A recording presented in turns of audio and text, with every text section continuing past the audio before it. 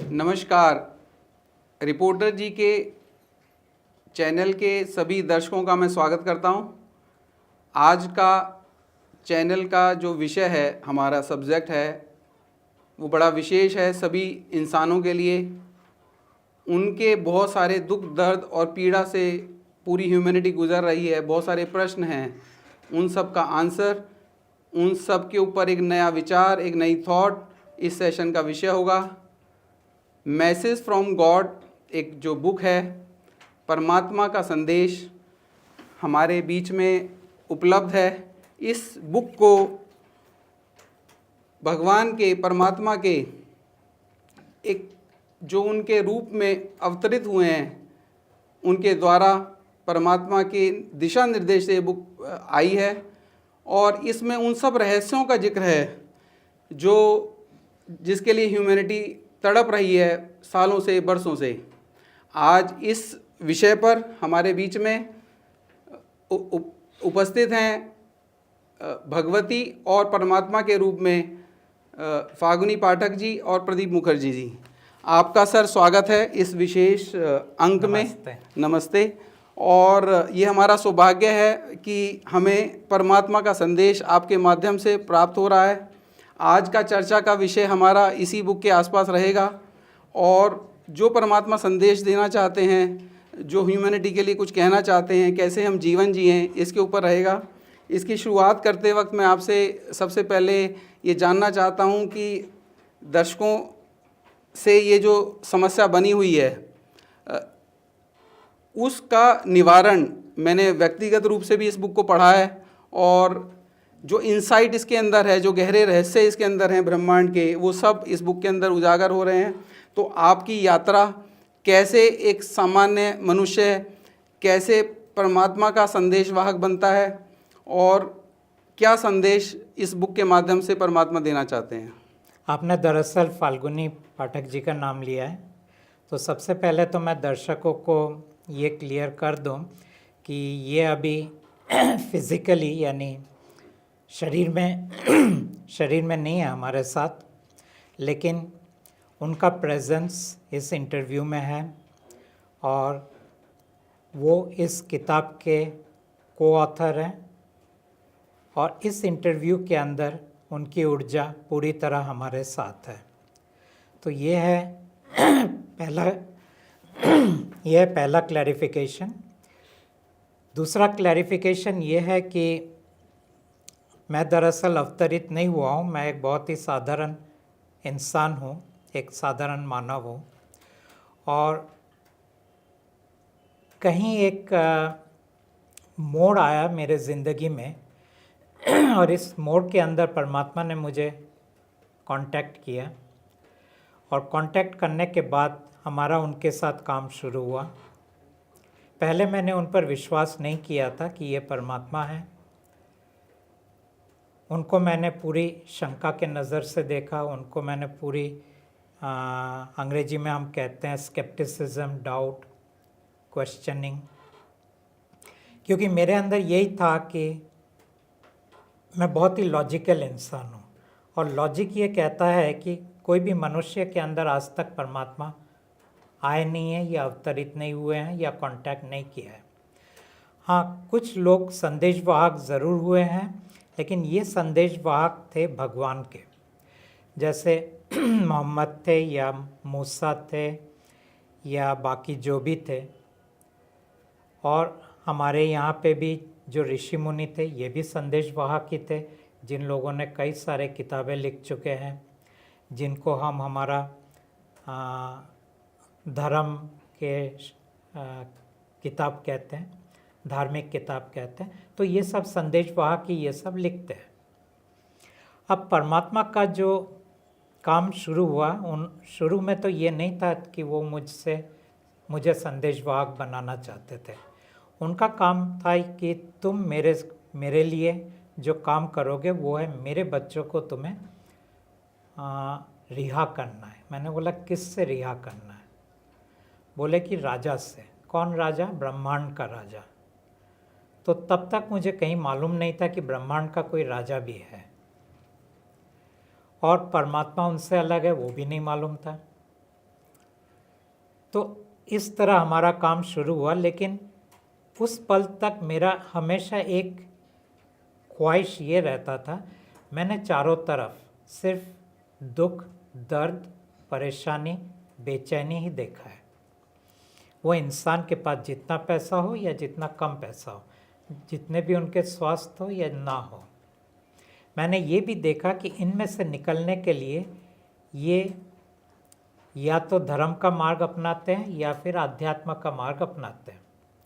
और फिर मैंने दोनों जगह के जो खेल हैं उसको भी मैंने देख लिया कि ये दरअसल किसी को कुछ दे नहीं रहा है, देने का आशा दे रहा है, देने की वादा कर रहा है और देने की कुछ सबूत पेश कर रहे हैं। किस तरह पेश कर रहे हैं कि देखो ये इंसान आध्यात्म के मार्ग में चल के आज पूरी तरह अपने दुख और दर्द के बाहर निकल गया है, तुम भी ऐसा पा सकते हो, कर सकते हो, पहुंच सकते हो।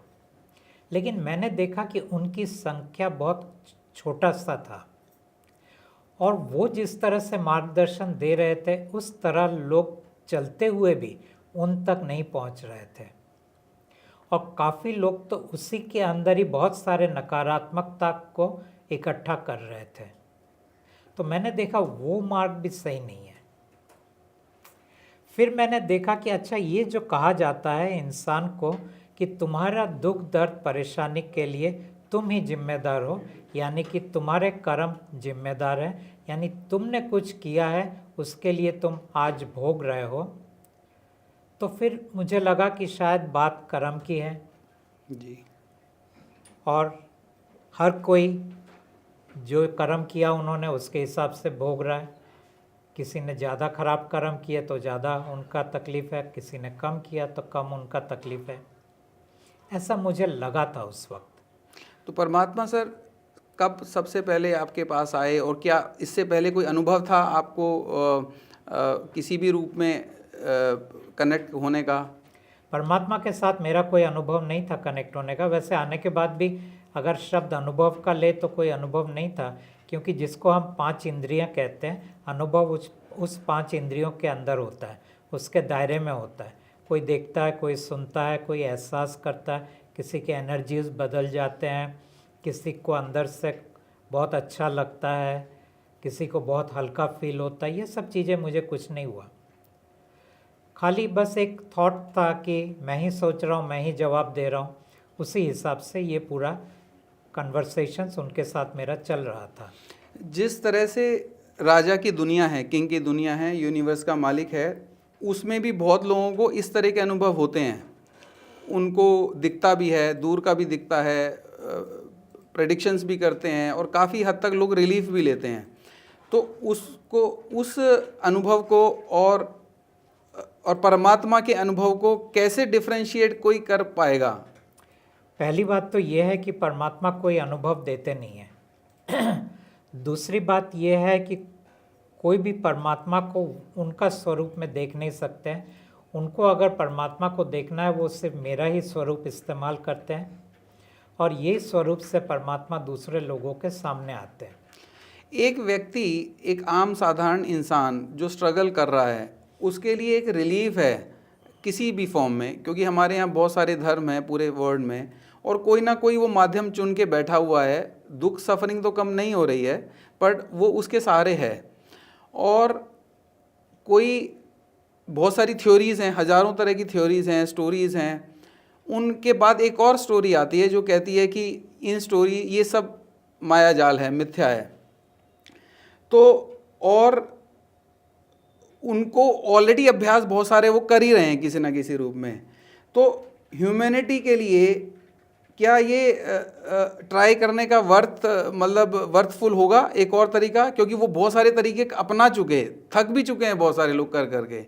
और तो is it just like another story और how it would work for humanity? और कितना लोगों तक पहुंचने का आपका, इस मैसेज को पहुंचाने का कोई टारगेट है परमात्मा ने दिया है? कहाँ तक पहुंचना है इसको? पहली बात तो ये है कि परमात्मा कोई टारगेट देते नहीं है जी। परमात्मा से बोलते हैं आज का दिन तुम्हें क्या करना है, इतना ही उनका मैसेज होता है। राइट। दूसरी बात यह है कि क्या लोगों को इसे आजमाना चाहिए ये तो मैं उनके ऊपर छोड़ता हूँ कि वो आजमाना चाहते हैं या नहीं चाहते हैं। मैं उन तक एक ज़रिया बनता हूँ पहुँचाने के लिए कि एक और आप ट्राई करके देख सकते हो। लेकिन लोगों का प्रॉब्लम क्या है, वो कहते हैं कि हमारे दुख दर्द और परेशानी का कारण बाहर है और बाहर की चीज़ें परमात्मा कभी सुलझाते नहीं हैं। राइट। तो उनकी जो मनोकामना है वो मनोकामना परमात्मा कभी पूरा करते नहीं है। उनकी जो ख्वाहिश है उनको पूरा नहीं करते हैं। उनकी जो अंग्रेजी में हम कहते हैं वांटिंग एंड डिज़ायर, वो नहीं देते हैं परमात्मा। फिर सवाल ये उठता है परमात्मा देते क्या है? यस। परमात्मा देते ये हैं, जब देते हैं, मैं ये भी नहीं कहता हूँ कि सबको देते हैं, जिसको देते हैं वो यही कहते हैं कि थोड़ी सी चैन आ गया, थोड़ा सा सुकून मिल गया, थोड़ा सा बेचैनी थोड़ा कम हो गया, थोड़ा सा तनाव कम हो गया, मैं अभी थोड़ा ज़्यादा रिलैक्स्ड फील कर रहा हूँ। लेकिन लोग ये कहते हैं कि ये सब चीज़ें तो हमें अध्यात्म में भी मिलता है, जैसे हम ध्यान में जाते हैं या हम कोई प्यूरिफिकेशन करते हैं, शुद्धिकरण करते हैं। तो इसमें नया क्या है कि परमात्मा का और उस चीज़ में नया ये है कि परमात्मा जब इन चीज़ों को करते हैं तब वो दरअसल कर्म को काटते हुए करते हैं। वहाँ पे आप अपने बलबूते पे इन चीज़ों को क्रिएट कर रहे हो साधना के ज़रिए। यहाँ बगैर किसी साधना से ये होता है। लेकिन लोग पूछते हैं कि क्या गारंटी है कि ये होगा? हम कहते हैं गारंटी नहीं है। आप 1 महीने के लिए ट्राई करके देख लो, हुआ तो बढ़िया है, नहीं हुआ तो भी कोई फ़र्क नहीं पड़ता है। यस, मैंने ये बुक पढ़ी और इसमें मैंने पाया कि जो राजा है वो परमात्मा का बेटा है और उसने ये सारी सृष्टि ह्यूमैनिटी क्रिएट करी और उसी के ही बहुत सारे रूपों में वो प्रकट हुआ और जैसा भी चल रहा है दुनिया में, जितने भी तरह के धर्म हैं, रिलीजियन हैं, वो सब उसी से बेस्ड हैं। ऐसे में और ये बहुत लंबे समय से चल रहा है। इसके हिसाब से 7th साइकिल है, जो चक्र है, जो 7th चक्र है। तो ये सफरिंग बहुत लंबी है, बहुत पुरानी है और सेम चीज़ मोरलेस यहाँ है और सेम चीज़ वहाँ है। दोनों जगह कर्म काटने की बात होती है, दोनों जगह साल्वेशन की भी बात होती है, दोनों जगह जो है लिबरेशन की भी बात होती है। तो इस पूरे एपिसोड में जो कन्फ्यूज़न है, कहीं जब परमात्मा आए तो उनको चैलेंज हुआ होगा, बहुत मुश्किल हुई होगी लोगों को समझाने में और लोगों को भी बहुत मुश्किल हुई होगी एक्सेप्ट करने में। तो ये कार्य मतलब कैसे चल रहा है और कितना इसमें दिक्कत आ रही हैं और कहाँ अटक रहे हैं लोग? देखिए, परमात्मा जब पहली बार आए थे 2015 में, जब उन्होंने मुझे कहा कि तुम्हें मेरे बेटों को छुड़वाने के लिए तुम्हें काम करना होगा, मैंने कहा आपके बेटे में मुझे इंटरेस्ट नहीं है, मनुष्यों के लिए आप क्या करेंगे, क्योंकि मुझे मनुष्यों में इंटरेस्ट है। राइट। उन्होंने कहा मैं उनके लिए कुछ करूँगा नहीं। मैंने बोला क्यों? तो उन्होंने कहा पहली बात, मुझे मनुष्यों में कोई इंटरेस्ट नहीं है।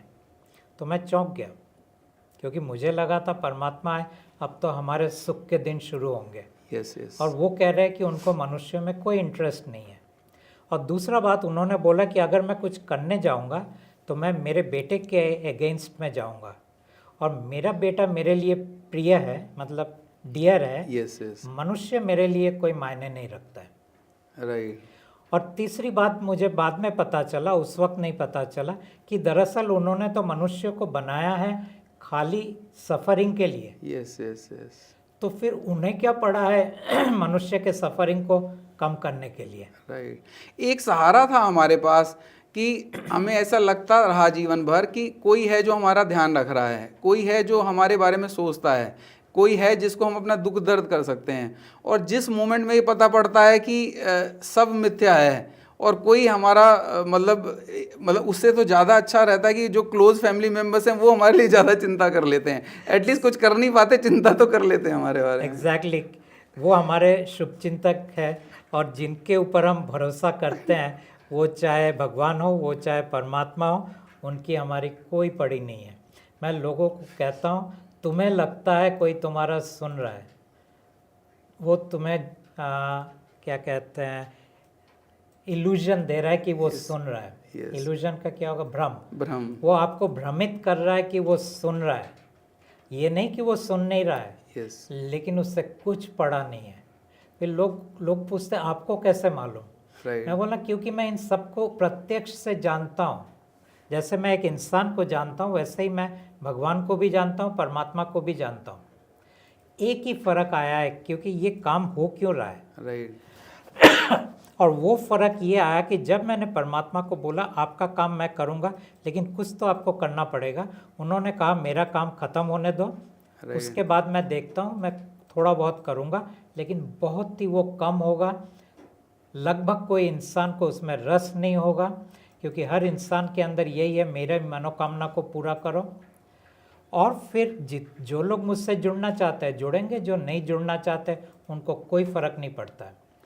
तो पता नहीं वो कितने साल यहाँ पे रहेंगे जी। मुझे पता नहीं वो कब तक मनुष्यों के बीच में काम करेंगे, लेकिन इतना ज़रूर है उनको कोई फ़र्क नहीं पड़ता है मनुष्य उनके पास जाए या ना जाए, मनुष्य उनको स्वीकार करे या ना करे।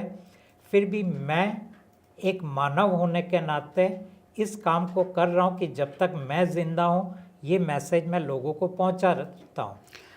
आप परमात्मा से रिक्वेस्ट और भी कर सकते हैं या वो रिक्वेस्ट वाला? ना, वो मेरी रिक्वेस्ट नहीं सुनते, जितना सुनना था उन्होंने सुन लिया। ओके। उसके आगे वो नहीं। ना वो कोई चमत्कार करते हैं लोगों को कन्विंस करने के लिए, Yes. ना वो उनके जीवन को सुखमय बना देते हैं, ना उनके जीवन के अंदर वो खुशहाली लाते हैं, ना उनके जीवन के अंदर वो जितने भी हम ऑब्स्टेकल्स बोलते हैं उसको दूर करते हैं।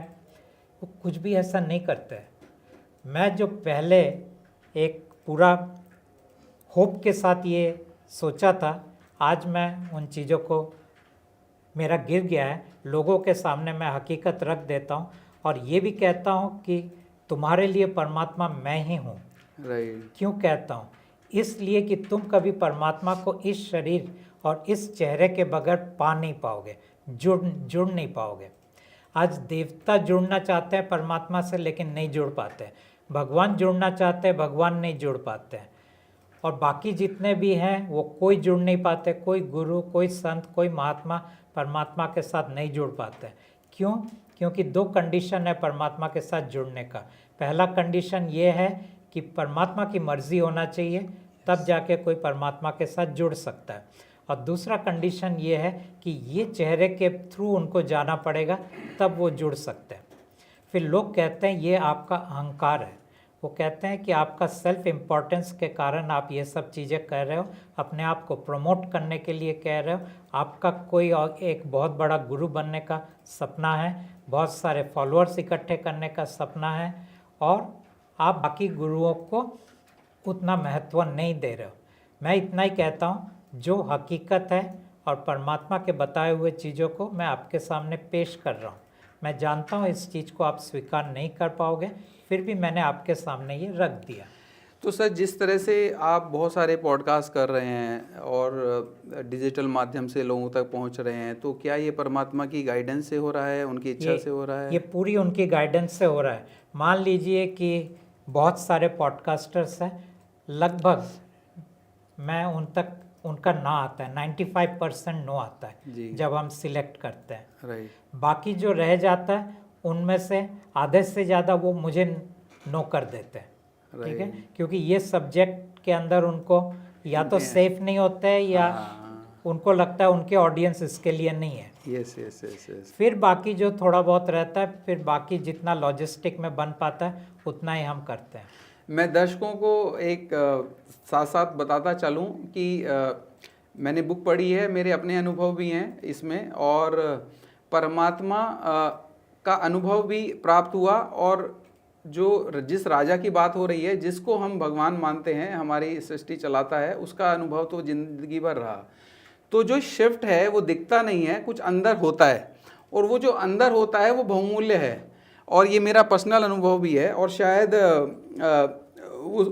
इसमें ना कोई गारंटी है ना कोई वारंटी है, but still it is worth, और ये अनुभव से प्राप्त होता है। इसके लिए जो गॉड की तरफ से हीलिंग कार्ड्स भी हैं, तो जो व्यक्ति अगर ये पूरी कहानी जानना चाहे, समझना चाहे कि कैसे ब्रह्मांड बना, कैसे दुख सफरिंग हमारे जीवन में आई, कौन परमात्मा है, कौन किंग है, क्या गलतियां हुई और कैसे मनुष्य के दुख जो है कम हो सकते हैं, तो वो सब बुक के अंदर भी है। हीलिंग कार्ड्स एक वन ऑफ द मीडियम है जिसके थ्रू हम अपने दुख एंड सफरिंग परमात्मा के जो स्वरूप है उसके बात कर सकते हैं, शेयर कर सकते हैं, 30 दिन तक इसका अभ्यास कर सकते हैं और देख सकते हैं कि इसमें क्या शिफ्ट होता है। और वो शिफ्ट मेरे जीवन में भी आया और बहुत सारे लोग जो आपको फॉलो करते हैं उनके जीवन में भी आया है, और कहीं ना कहीं वो शिफ्ट बहुत अच्छा है, बहुत सूदिंग है, डिस्पाइट कि कोई कुछ पता नहीं है कहाँ पहुँचेंगे, बट बहुत अच्छा है। ये मेरा पर्सनल अनुभव है। सर, एक प्रश्न है कि कर्म को लेके कि बहुत तरह के कर्म को लेके बातें हैं और कहीं कोई पहुंच नहीं पाया कि कौन से सही कर्म है, कौन से गलत कर्म है। पर जब ये प्राप्त हुआ यहाँ से, तो कर्म की पूरी डेफिनेशन ही चेंज हो गई और कर्म एक हिप्नोसिस के रूप में भी सामने आया और कर्म एक रियलिटी के रूप में भी सामने आया। अब क्यों, और अगर हम देखें एसेंशियली तो हिप्नोसिस वाला कर्म वर्क कर रहा है, क्योंकि हिप्नोसिस वाला कर्म भी एक्चुअली रियलिटी है राजा के डोमेन के लिए, और वो बहुत इफेक्टिव है क्योंकि स्टोरी लाइन जब बनती है हर लाइफ की तो वो कर्म उसी के बेस पे बनती है। जो रियल कर्म तो कुछ है ही नहीं, क्योंकि अल्टीमेटली आप वही करेंगे जो स्टोरी लाइन बोलेगी। तो जैसे आपने बुक में रेफ़र किया कि कई तरह की सोल्स हुई अलग अलग स्टोरी लाइन के हिसाब से, कुछ ऐसी हुई जिनको रिलीजन पसंद आया, कुछों को मेटलिस्टिक होना पसंद आया और कुछों को जिज्ञासा हुई कि वो साल्वेशन की तरफ और मुक्ति की तरफ बढ़ें। तो क्या ये जो तीनों इच्छा हुई इन लोगों को, ये इच्छाएं उनकी स्टोरी लाइन की वजह से थी, अदरवाइज सब जो ह्यूमंस हैं वैसे एक लेवल पे हैं, या वो जो कर्म का बैगेज है उसने इनको प्रेरित किया ऐसा होने के लिए?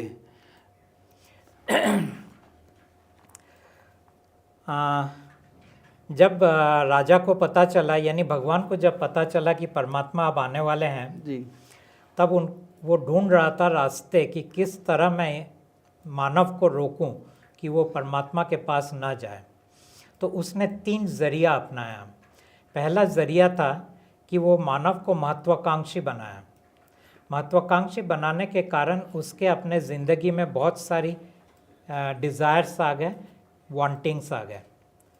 अब अगर इस इंसान के पास अगर परमात्मा जाएगा तो ये इंसान बोलेगा कि आप मेरी मनोकामना पूर्ति करेंगे, तो परमात्मा बोलेंगे मैं नहीं करूँगा। ऑटोमेटिकली ये मानव पीछे हट जाएंगे। राइट। दूसरा, उन्होंने एक स्ट्रक्चर बनाया जहाँ पे उन्होंने कहा कि मैं तुम्हें भगवान दे रहा हूँ, परमात्मा दे रहा हूँ, क्योंकि परमात्मा शब्द तो पहले भी था हमारे वोकेबुलरी के अंदर। राइट। तो मैं तुम्हें भगवान दे रहा हूँ, परमात्मा दे रहा हूँ, और वो तुम्हारे मंदिर में होगा, मस्जिद में होगा, गुरुद्वारा में होगा, गिरजाघर में होगा, तुम वहाँ जाके पूजा करो। राइट। अब जब एक्चुअल परमात्मा आएंगे वो यही बोलेंगे मैं तो वहाँ कहीं भी नहीं हूँ, तो धार्मिक इंसान फिर उस परमात्मा को स्वीकार नहीं करेंगे। राइट। और तीसरा एक स्ट्रक्चर उन्होंने बनाया जहाँ पे उन्होंने कहा कि भगवान मंदिर में नहीं है, भगवान तुम्हारे अंदर है। राइट। ये आध्यात्म का मार्ग है जहाँ वो कहता है कि भगवान मेरे अंदर है। Yes yes. मैं स्वयं ही मेरे अंदर जो है वही मेरा भगवान है, वही मेरा गुरु है, वही मेरा सब कुछ है। इस इंसान के पास भी जब परमात्मा जाएंगे वो इंसान कहेगा आप मेरे बाहर हो और भगवान मेरे अंदर है, इसीलिए आपका मेरे लाइफ में कोई जगह नहीं है। इस तरह राजा ने पूरा स्ट्रक्चर क्रिएट किया, डिज़ायर्स, पूजा पाठ और आध्यात्म, जिसके कारण कोई भी इंसान परमात्मा तक नहीं पहुंचेगा। तो सर, जो व्यक्ति इस जन्म में मेटेरियलिस्टिक है because of the story line, क्या इस संभव है कि वो अगले जन्म में स्पिरिचुअल हो जाए स्टोरी लाइन के हिसाब से, या वो वैसे ही चलेगा? Yes, कुछ भी पॉसिबल है, क्योंकि ये लोग, कर्म क्या होता है पहले मैं आपको बता दूं। एक्चुअल कर्म क्या होता है? लोगों को लगता है कि कर्म का मतलब होता है रॉन्ग एक्शंस। रॉन्ग एक्शंस कर्म नहीं होते हैं। कर्म होता है राग और द्वेष से, यानी अटैचमेंट से, एवर्शन से, और तीसरा वांटिंग से। ये 3 चीज़ से कर्म बनते हैं। मेरा किसी के प्रति मोह है और आखिरी तक अगर वो ख़त्म नहीं होता है, वो रोल ओवर होता है अगले जन्म में। मेरा किसी के प्रति द्वेष है, मेरे मृत्यु तक अगर वो ख़त्म नहीं होता है, वो रोल ओवर होता है अगले जन्म में।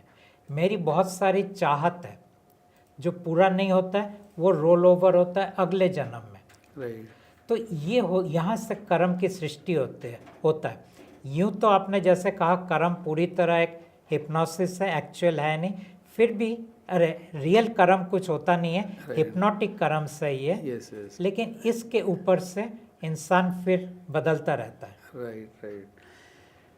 एक मेरा प्रश्न बड़ा पर्सनल भी है, और कि जब ये पता लग गया कि सब हिप्नोसिस है जिसका शिकार हम हैं, और परमात्मा का सानिध्य भी मिला, और प्रोटोकॉल के हिसाब से जीवन जिया जा रहा है, तो एक वैक्यूम क्रिएट हो गया और बड़ा खालीपन आ गया। अब ये डर भी लगता है कि वांटिंग करूं, या नीड जो है, या अटैचमेंट्स हैं, क्योंकि संसार में रहते हुए नीड्स भी हैं, अटैचमेंट्स भी हैं, एक्सपेक्टेशंस भी हैं और एम्बिशंस भी हैं, सब कुछ है। और ये कॉन्शियसनेस भी आ गई, क्योंकि परमात्मा है तो कॉन्शियसनेस भी आई। तो अब ये मन में विचार आता है कि उसकी तरफ आगे बढ़ना है कि नहीं बढ़ना है। परमात्मा कहते हैं जितने भी आपके एम्बिशंस है, क्योंकि अब तो ये आपका लास्ट लाइफ है, यस। अगर आपके पास टाइम और रिसोर्सेस है तो पूरा कर लो, क्योंकि उनका एक टैग वर्ड है, और वो या फ्रेज है कि एन्जॉय लाइफ। राइट। ठीक है, वो कहते हैं कि एक ही तो अब लाइफ बचा है तुम्हारा, उसको पूरी तरह एन्जॉय करो। लेकिन एन्जॉय किस तरह करो? अपने रिसोर्सेस के अंदर, अपनी, बगैर किसी को दुख या दर्द पहुंचाए, बगैर कोई छीना झपटी करके, बगैर कोई कंट्रोल गेम खेल के। राइट। तो इस तरह तुम अपने लाइफ को पूरी तरह एंजॉय करो। आपके जीवन में जो भी लोग हैं पूरी तरह आप उनके साथ एंजॉय करो। आपके नेटवर्किंग में जितने भी लोग हैं उनके साथ आप पूरी तरह एंजॉय करो। आपको जिन काम में रुचि है वो काम को आप जी भर के करो। तो उन चीज़ों में तो परमात्मा बोलते हैं कोई प्रॉब्लम नहीं है। पर अगर रिसोर्सेज सफिशिएंट ना हो व्यक्ति के पास, अगर और उस प्रोसेस में हो वो हाँ। अचानक परमात्मा प्रकट हो गए उसके जीवन में, और मान लीजिए रिसोर्सेज सफिशिएंट ना भी हो, तो दरअसल एक इंसान एक शहर से दूसरा इंसान शहर में जाके भी मज़ा ले सकता है, और ज़्यादा रिसोर्सेज है तो यहाँ से अमेरिका जाके भी मज़ा लेता है। तो हर कोई अपने दायरे या चादर के अंदर तो ले ही सकता है। तो जब ये ऐसा होगा और वो ऐसा जीवन जिएगा, तो कहीं ना कहीं उसकी स्टोरी लाइन जो ऑलरेडी प्री डिसाइडेड थी उसमें शिफ्ट आएगा ना? नहीं आएगा। ओके। स्टोरी लाइन तो वैसा ही चलता रहेगा। उसका कारण यह है कि स्टोरी लाइन भगवान ने आत्मा के ज़रिए लिखा है, लेकिन परमात्मा कहते हैं इसको मैं टच नहीं करूँगा। राइट। तो जो मुझे प्राप्त होना है, जो मुझे करना होगा स्टोरी लाइन के हिसाब से, जहाँ वो सब होगा, केवल इतना शिफ्ट होगा कि मेरे अंदर उसके लिए तड़प, उसके लिए बेचैनी, उसके लिए रिगर, उसकी चिंताएं नहीं रहेंगी। एग्जैक्टली। आप दरअसल आपका जो भी प्रोफेशन है आप बहुत सहज उसके अंदर से गुजरेंगे, और उसके अंदर ये नहीं रहेगा इसको मुझे मतलब जिसको हम कहते हैं कि अंग्रेजी में अगर हम कहते हैं that I have to do it, वो हैव टू वाला निकल जाएगा। राइट। तो उसके जीवन में सब कुछ वही होगा जो होना है, बट वो उसको लेके जो कष्ट उसको होता अदरवाइज, वो कष्ट उसको अब नहीं होएगा, कम हो जाएगा। कम हो जाएगा। सर एक प्रश्न है इसी बात को आगे बढ़ाते हुए, कि हमने एनर्जी चक्रास की बात की है इसके अंदर बहुत सारे, और जिसके अंदर 11 एनर्जी चक्रास हैं, जिसमें से 4 किंग के द्वारा हैं, फर्स्ट 4, एंड देयर आफ्टर परमात्मा के डोमेन से वो एनर्जी चक्रास आते हैं। तो जब ये ह्यूमन बॉडी अपना शरीर छोड़ेगी, तो जो चक्रास परमात्मा के हैं वो कैसे वर्क करेंगे, कैसे वो पूरा उधर सतलोक में जाएगी, थोड़ा इसके ऊपर बताइए। एक्चुअली ये एनर्जी चक्रस नहीं है, ये एनर्जी बॉडीज़ है। राइट। यानी एनर्जी शरीर है, ऊर्जा शरीर हम बोलते हैं इसको। जी जी। ठीक है। परमात्मा ने हमें 11 ऊर्जा शरीर दिया है, और ये ऊर्जा शरीर इनका एक कॉरस्पॉन्डिंग चक्र भी है, जिसको हम कहते हैं opening of that energy body. Okay. तो जब हमारा मृत्यु होगा और जो भी इंसान जिन्होंने मेरे चेहरे को देखा है, किसी भी तरह देखा है, या हीलिंग कार्ड के ज़रिए या फिर किताब के ज़रिए या फिर पॉडकास्ट के ज़रिए, ये उनका आखिरी जीवन हो जाएगा और उनके ये सब एनर्जी बॉडीज़ वापस परमात्मा के घर जाएंगे। इसमें से एक भी भगवान ने नहीं दिया है, पूरा 11 का 11 परमात्मा ने ही दिया है। और हमारे मृत्यु के बाद हमारा कुछ भी नहीं बचेगा। क्यों नहीं बचेगा? हमारा शरीर को जला दिया जाएगा या दफना दिया जाएगा, जो मिट्टी हो जाएगा। हमारा मन और चरित्र विलीन हो जाएगा, क्योंकि अब कोई उसकी ज़रूरत नहीं है। जो हमारे अंदर ईश्वर है वो भगवान के पास चला जाएगा, और जो हमारे पास ऊर्जा शरीर है ये परमात्मा के पास चले जाएंगे। दर्शकों के लिए मैं बता दूं, जब हम भगवान की बात कर रहे हैं तो बेसिकली हम किंग की बात कर रहे हैं। हम किंग की बात कर रहे हैं, राइट। तो सर आपने कहा कि जो आपको एक बार दिखेगा, this is the will of the परमात्मा का विल है, तो उसमें उसको मंत्र लेना, उसको अभ्यास करना कोई जरूरत नहीं है। तो चक्की एक बार उसकी एक पल के लिए भी अगर उस आपको वो देखता है बुक के फॉर्म में, कार्ड के फॉर्म में, कहीं भी, ये सुनिश्चित होगा सोशल मीडिया में। हाँ, इसमें कितने लोग लिबरेट होंगे, कितनी ह्यूमैनिटी उस तक देख पाएगी, कितने सोल्स पे, कुछ नंबर्स के ऊपर, इसके ऊपर कुछ अभी तक हम बात कर सकते हैं कि कितने सोल्स जा चुके हैं, कितने जाएंगे, ऐसा कोई?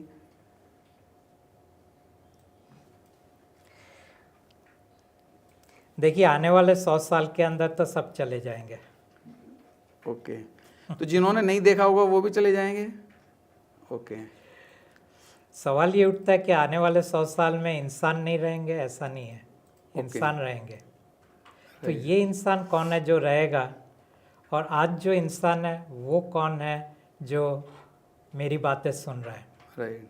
ये दोनों इंसान में बहुत अंतर होगा।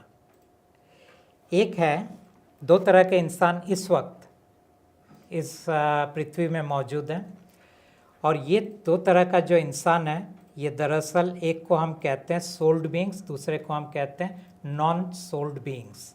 राइट। यानी एक को एक के शरीर के अंदर परमात्मा का जो 11 ऊर्जा शरीर है वो है, दूसरों इंसान के अंदर वो 11 ऊर्जा शरीर नहीं है।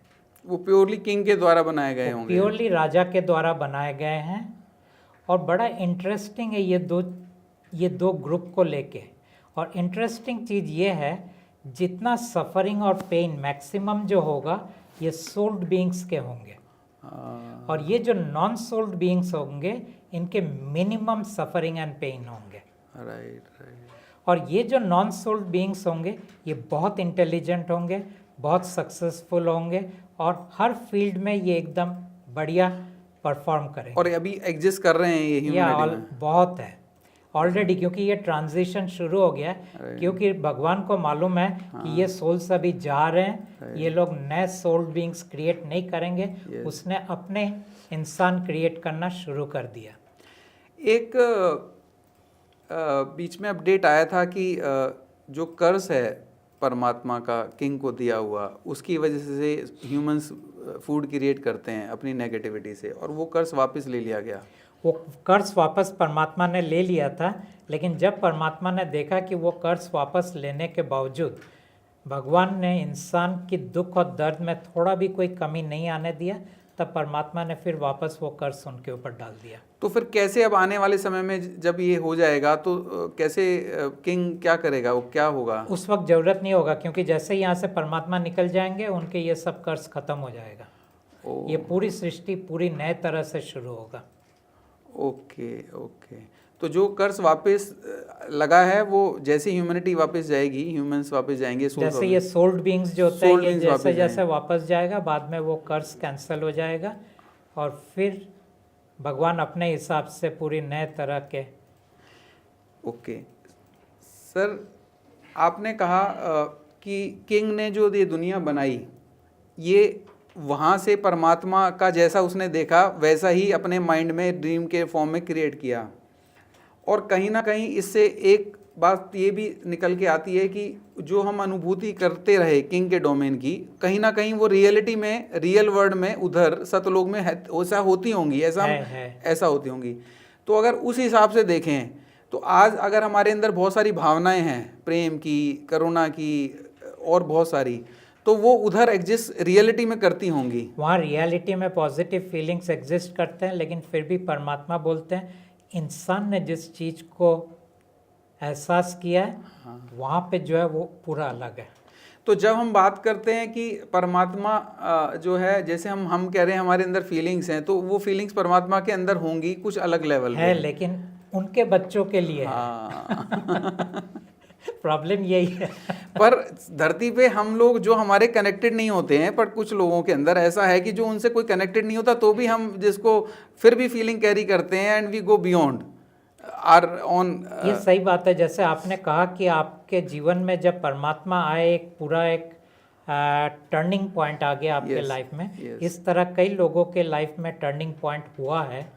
लेकिन उस टर्निंग पॉइंट के अंदर अगर लोग आके बोले आप बताओ आपको क्या मिला, फिर आप थोड़ा हिचकिचाने लगो कि क्या बोलूँ। तो इसीलिए परमात्मा कहते हैं मैं कुछ दूंगा नहीं।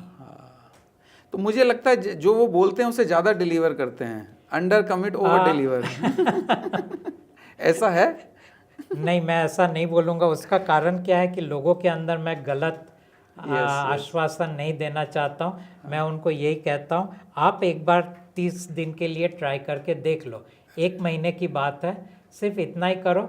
इस स्वरूप के साथ हीलिंग कार्ड को डाउनलोड कर लो हमारे वेबसाइट से, और फिर उसके साथ आप 1 महीने आपकी दुख दर्द परेशानी जो भी है बात करो। अब क्योंकि हम किंग की दुनिया में रहते हैं और उसका बहुत सारा सामान हमारे पास है, स्पिरिट के रूप में और माइंड के रूप में, शरीर के रूप, मन के रूप में, तो और वो हमें ड्रॉ करता है। और दूसरी तरफ परमात्मा कह रहे हैं कि चूज़ कर लो एक को, इधर या उधर।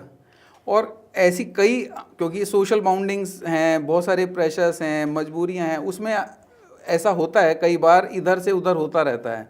तो ऐसे में मनुष्य के लिए किसी ये डिसीजन लेना, वन साइडेड होना आसान होगा? परमात्मा ये जानते हैं, इसीलिए परमात्मा कहते हैं जब आप मेरे स्वरूप को एक नज़र देख लोगे, उसके बाद आपको मेरे पास आने की कोई ज़रूरत नहीं है। आप पूरी तरह भगवान के दुनिया में रहो। वैसे भी ये आपका आखिरी जन्म हो जाएगा, वैसे भी आपके सब कर्म कट जाएंगे, वैसे भी आपकी जितनी भी ऊर्जा शरीर है मेरे घर में वापस आ जाएंगे, और जो भी आपका सोल है या आत्मा है वो भी मेरे पास वापस आ जाएगा। तो अननेसेसरीली आप आपके लाइफ में कॉम्प्लिकेशंस क्रिएट मत करो। तो जो आपके लिए सहज है जीना, उसी के अंदर आप जियो। अगर आप मेरे पास आ सकते हो बगैर कॉम्प्लिकेशन क्रिएट हुए तो मेरे पास आ जाओ। लेकिन लगता है आप मेरे पास आने से आपके घर में बहुत तकलीफ हो जाएगा, तो आप फिर भगवान के साथ ही रहो। आपकी जो पूजा पाठ या आपकी जो भी स्पिरिचुअल जर्नी है आप सब करते रहो। स्विच ऑन स्विच ऑफ ही हो सकता है ना? वो नहीं हो सकता। ओके। फिर परमात्मा बोलते हैं आप मेरे पास अगर स्विच ऑन करके आओगे भी फिर कनेक्ट नहीं कर पाओगे। एक ही मौका परमात्मा देते हैं, और अगर वो मौका चूक गया फिर दूसरा मौका नहीं होता। पर इसमें जैसे किसी ने परमात्मा को कनेक्ट किया, फील लिया, और अचानक से वो किसी भी परिस्थिति लैंड कर गया, मंदिर में लैंड कर गया या किसी उसमें लैंड कर गया, और वो वापस परमात्मा को कहता है कि I want to reconnect. Depend करता है कि मान लीजिए एक आध बार गलती से हो गया, होश नहीं था, याद नहीं था, वो तो अलग बात है।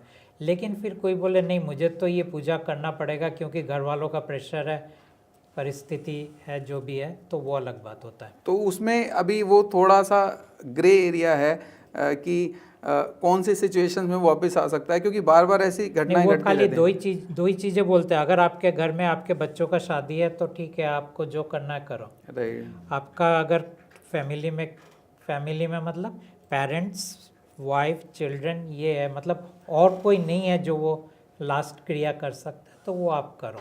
राइट। वो सब में जो भी आपको पूजा पाठ करना है, जो भी करना है, ये 2 में उन्होंने खाली रिलैक्सेशन दिया हुआ है। Right. Day to day routine के अंदर नहीं है वो। डे टू डे रूटीन में नहीं है। ओके।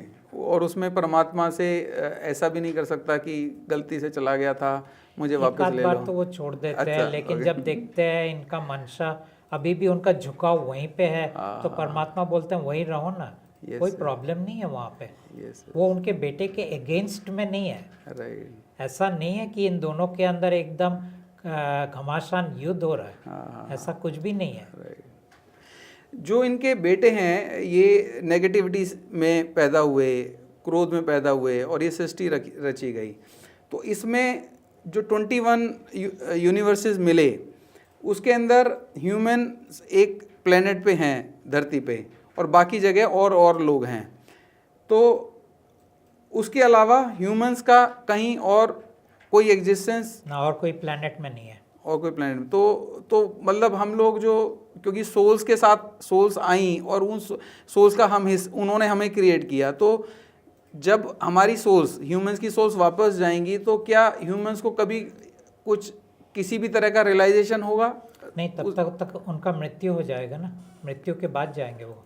राइट। तो वो एक्चुअली जो एनर्जी जो हमारी बॉडीज़ हैं उनके रियलाइजेशन में, किसी रियलाइजेशन में ह्यूमन कहीं कनेक्ट कर पाएगा कभी? देखिए, हमारे जो एनर्जी बॉडीज़ है उनको सब कुछ मालूम है, राइट। हमारे सोल को सब कुछ मालूम है परमात्मा के दुनिया के बारे में। तो ये दो जब जाएंगे तो कोई रहा नहीं ना रियलाइज करने के लिए, तब तक तो उसको जला दिया जाएगा या दफना दिया जाएगा बॉडी के फॉर्म में। हाँ, इवन जैसे ही वो जला देंगे और ये जब निकल जाएगा, एक बार स्पिरिट निकल गया और एक बार एनर्जी बॉडी निकल गया, एक बार सोल निकल गया, कुछ बचा ही नहीं ये सब रियलाइज करने के लिए। सर कुछ अब से लेके उस मोमेंट तक कुछ कोई सजेशन, कोई सुझाव, कोई किसी भी तरह की गाइडलाइंस इतना ही है, कोई रिलीजियन यानी कोई भी रिलीजियस एक्टिविटी और कोई भी स्पिरिचुअल एक्टिविटी, ये दो चीज़ आपको परमात्मा से डिस्कनेक्ट कर देता है। इसके अलावा आप बाकी सब कुछ करो, यानी संसार के अंदर जिस तरह आप भोग सकते हो पूरी तरह आप संसार को भोग लो। कुछ समय पहले ऐसा था जो था कि अगर वो डिस्कनेक्ट हो गया, क्योंकि ये बहुत ऐसा वाला एरिया है, यहाँ गलतियाँ होने के बहुत ज़्यादा चांसेस हैं। जैसे फैमिली फंक्शन में गए, बड़ा प्रैक्टिकल सा है, कहीं रिलेटिव्स के यहाँ गए और वहाँ पूजा हो रही है और आपको खड़ा होना पड़ गया, फर्क नहीं पड़ता है। ओके। परमात्मा यही कहते हैं कि वहाँ खड़ा होना खड़ा हो जाओ, लेकिन बैठ के वो मंत्र जप करके बाकी जो चल रहा है वो मत करो। राइट, ठीक है, ठीक है। और सर ये जो टेस्ट करने वाला है, जैसे डाउजिंग रोड से टेस्ट करते हैं और या और तरीके से करते हैं, तो कुछ लोग ही कर पाते हैं, बाकी लोग नहीं कर पाते हैं। ये चीज़ें तो आप ऑनलाइन से सीख सकते हो, बहुत क्लासेस होते हैं, वो लोग सिखाते हैं। पर उसमें कई बार वो ऐसा होता है कि वो गाइडेंस पता ही नहीं पड़ता कि वो सही आ रही है कि नहीं आ रही है। ये एक प्रॉब्लम है, क्योंकि जब आप ये सब चीज़ें टेस्ट करेंगे, सबसे पहले आपका मन आपको धोखा देगा, उसके बाद जिनको हम एंटिटीज कहते हैं वो धोखा देगा, फिर लास्ट भगवान तो धोखा ही देगा। फिर इन सब के बीच में ये परमात्मा का आंसर निकालना थोड़ा मुश्किल होता है। तो बेटर है कि इसको मतलब परमात्मा कहते हैं कोई ज़रूरत नहीं है, तुम्हारे अंदर दुख हो, दर्द हो, परेशानी हो, मेरे से बात करो। यस। और दिन में कितनी भी बार बात कर सकते हैं, मल्टीपल बार का नो रेस्ट्रिक्शंस, लेकिन खाली यही है कि उसको जपो मत। इस वक्त अगर बहुत दर्द हो रहा है बॉडी में तो फिर बोलो कि मुझे बहुत दर्द हो रहा है, फिर छोड़ दो। राइट। फिर दोपहर को देखो अगर दर्द चालू है तो एक बार और बोल दो, इस तरह। राइट। अभी हम इस चर्चा को जारी रखेंगे और गहरे कई आंसर्स और हमारी पीड़ा और हमारे शंकाओं का समाधान हम और आने वाले समय में नेक्स्ट सेशन में लेंगे। तब तक के लिए एक हम छोटा सा ब्रेक लेते हैं। आपका बहुत बहुत धन्यवाद हमारे साथ जुड़े रहने के लिए। Thank you.